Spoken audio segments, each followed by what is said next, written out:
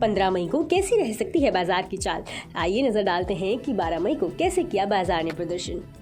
हफ्ते के आखिरी दिन बाजार में दायरे में कारोबार देखने को मिला। कारोबार के अंत में बाजार बढ़त पर बंद हुआ। सेंसेक्स 123 अंक चढ़कर 62,028 पर बंद हुआ।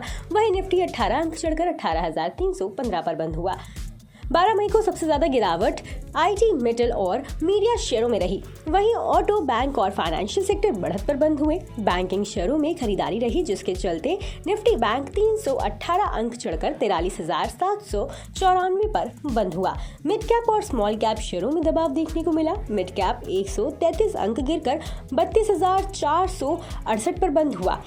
सेंसेक्स के 30 में से 18 शेयरों में तेजी रही। वहीं निफ्टी के 50 में से 27 शेयरों में बिकवाली रही, जबकि निफ्टी बैंक में 12 में से 10 शेयरों में तेजी रही। उधर डॉलर के मुकाबले रुपया 7 पैसे कमजोर होकर 82.16 के स्तर पर बंद हुआ है। बता दें कि बीएसई में लिस्टेड कंपनियों का कुल मार्केट कैपिटलाइजेशन 12 मई को घटकर 277.70 लाख करोड़ रुपए पर आ गया, जो इसके पिछले कारोबारी दिन यानी गुरुवार 11 मई को 277.97 लाख करोड़ रुपए था। इस तरह बीएसई में लिस्टेड कंपनियों का मार्केट कैप करीब 27,000 करोड़ रुपए घटा है। बाजार की आगे की चाल पर बात करते हुए रेलिगेयर ब्रोकिंग के अजीत मिश्रा ने कहा कि ग्लोबल बाजारों के मिले जुले संकेतों को देखते हुए लगता है कि बाजार में अभी और कंसोलिडेशन हो सकता है। हालांकि नतीजों का सीजन होने की वजह से बाजार में ट्रेडिंग के अवसरों की कोई कमी नहीं होगी। ऐसे में ट्रेडर्स को सलाह होगी कि वे स्थितियों को ध्यान में रखते हुए अपनी रणनीति बनाएं और जोखिम प्रबंधन करके ही ट्रेड लें।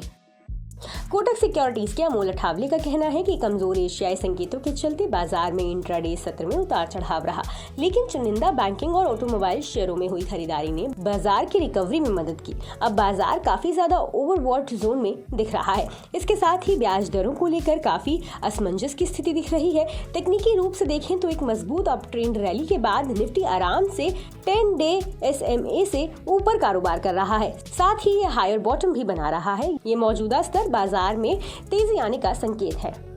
वीकली चार्ट्स पर इंडेक्स ने एक लॉन्ग बुलिश कैंडल बनाया है, जो अब ट्रेंड के जारी रहने का संकेत देता है। अब जब तक निफ्टी 10 डे SMA या 18,200 के ऊपर कारोबार कर रहा है, तब तक इसमें तेजी की संभावना बनी रहेगी। 18,200 से ऊपर बढ़ने पर इंडेक्स के 18,450 और 18,550 तक जाने की संभावना है।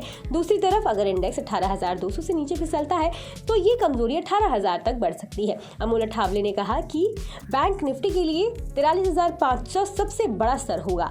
इससे ऊपर जाने पर ये 44,000 से 44,300 तक चढ़ सकता है। दूसरी ओर अगर ये 43,500 के नीचे ट्रेड करता है तो शॉर्ट टर्म करेक्शन संभव है, जिसके चलते निफ्टी 43,000 से 42,800 तक फिसल सकता है।